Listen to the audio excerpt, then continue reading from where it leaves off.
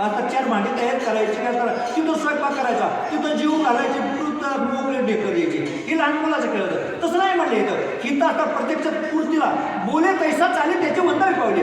जसं बोललं तसं करून दाखवलं. नुसतं फळं असेल ते लटके असतात त्याने चित्रातली नव्हती, खरोखर आणून दाखवले, खरोखरची तृप्तता दिली गेली. आणि हे सिद्ध होतं फक्त माझ्या राम कार्यामध्ये, माझ्या सद्गुरूच्या कृपेनं या संत कार्यामध्ये. इतरत्र संसारात हा खेळ चालत नाही. संसारात स्वयंपाक तयार करायला 3 गोष्टी लागतात. संसारातला स्वयंपाक आहे का नाही? कोणता? अग्नी, आता धान्य आणि पाणी. 3 गोष्टी असल्याशिवाय स्वयंपाक होत.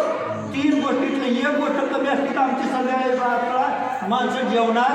आमच्याकडं धान्य आहे, पाणी आहे, पण अग्नी नाही स्वयंपाक होणार. अग्नी आहे, धान्य आहे, पाणी नाही स्वयंपाक होणार. पण हिथं असताना या भगवंताची कृपा, माझ्या रामाची कृपा, सगळं तयार केलं. वाट तयार केली, रस्ता तयार केला, फळं तयार केली, फळं तयार केली. आम्हाला पिकवायला असतात 15 दिवस घालवलं एका 7 दाड्या. तेव्हा ती पिकायचं नाही लक्षात राहिलं तर ते काय होतात खायचं. चला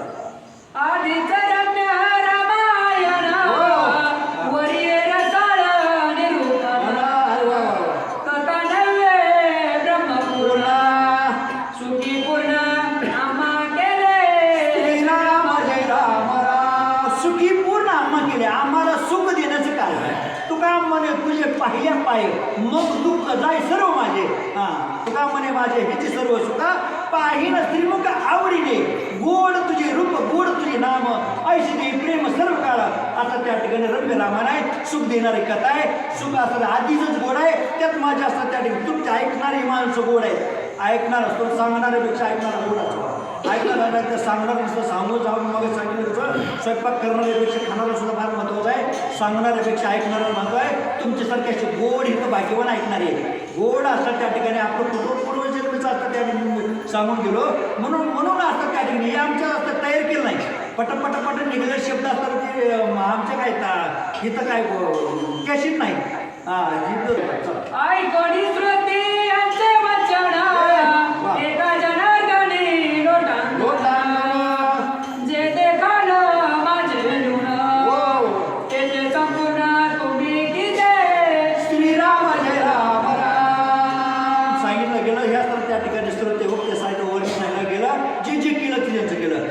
त्यांच्या पुढे लोटांगण आहे.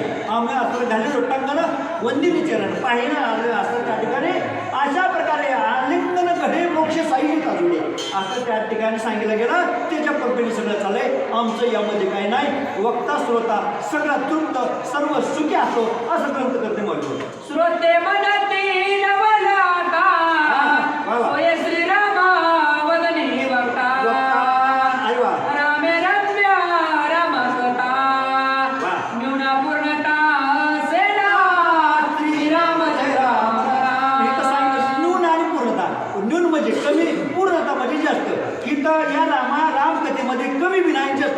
तुम्ही म्हणताल काय आम्हाला आज ऐकावा नाही, संपलं दादा. पोट भरल्यावर सुद्धा थांबा म्हणा. कुठे थांबलं पाहिजे ना. आता आपलं कार्य झालं तर उडून जावा, निघून जावा असं शास्त्र सांगतं. पाहुण्याने घरी किती दिवस राहावा? जावाई सासरवाडीला. आमची सासरवाडी नाही आता प्रेमाचे, पण त्या जावाई सासरवाडीत किती राहावा? पाहुणे आजचे दिवस राहावा, 1 दिवस राहावा, ठीक आहे, 1 दिवस राहावा. दुसऱ्या दिवशी मेहुणा येतो ते म्हणतो आता पाहुणं दाजी आजचे दिवस मुक्काम करा. दाजी केला मुक्काम. तिसऱ्या दिवशी मेहुणी आली, दाजी आणखी 1 दिवस करा. मग आता तिसराही केला. 4थ्या दिवशी त्या जावाईनं घरी थांबू. आणि जर थांबला तिथं तर शेजारी म्हणतात बघा जावायला काही काम नाही. ही रामाची कृपा आहे. ऐकणारी तेवढीच आहे, सांगणारी तेवढेच आहे. आणि आता त्यांनी ऐकून सुद्धा तृप्तता होते. श्रवणे कीर्तनी झाली ती पावना. संकाधिक जाण परम भक्त झाले ते विश्रांती. याचं कसं कळलं? जीवी जीवन काळा त्रिमूर्ती राया महाराज म्हणतात की जीच कृपा हे जवळ नाही. चला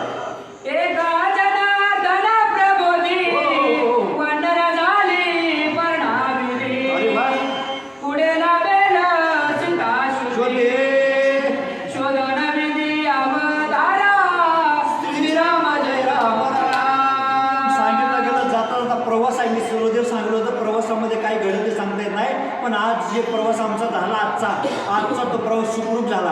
गेला का सुखरूप प्रवास झाला? आमच्या प्रवासामध्ये आम्हाला 2 तास जेवण मिळालं.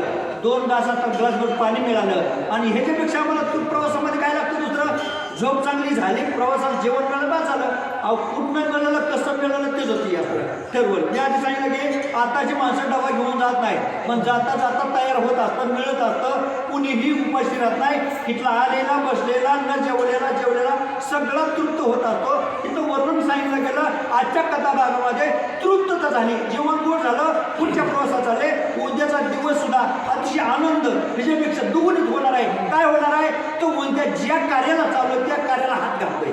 ज्या कार्याला चाललोय आमची 10 रुपयाची नोट पहिली आम्ही तासभर उडवतो ठीक आहे मागं पुढं अर्धा तास 10 रुपये कमवायला किती जर आईचं मिळालं 1000 रुपये तर पडलं तर जाऊ तर मग कुठं पैसे देतो मिळालं होतं दुसरी पण आलं तिसरीकडे गेलं काय नाही पण जर कष्ट